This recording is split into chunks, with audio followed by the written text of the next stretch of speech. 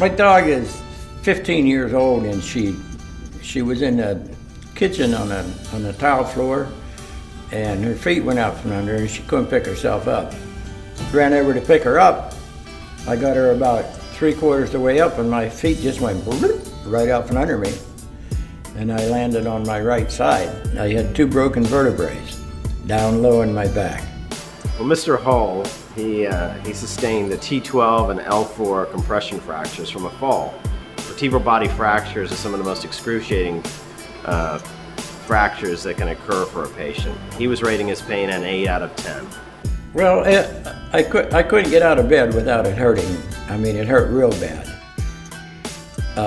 I could walk, if I walked from my living room to the bathroom, that's about as far as I could go.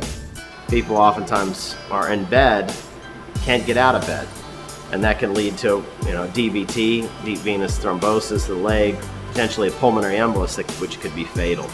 He said he could fix me up without having surgery.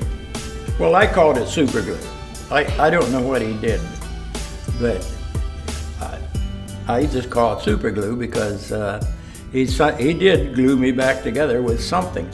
So Mr. Hull is in some ways correct. So we did use a compound that's almost like a glue. It's a paste-like material that hardens. It doesn't heal the fracture necessarily, but over time the fracture will continue to heal, but it stops that motion.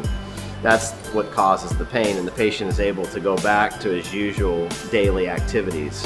What will happen oftentimes with patients with vertebral body fractures is they form a pseudoarthrosis. So you have 2 fracture fragments that are sliding against each other. When these fracture fragments slide against each other, it creates incredible pain. And all he did was make two little wee tiny holes in my back. And when I left, he put a Band-Aid on each one.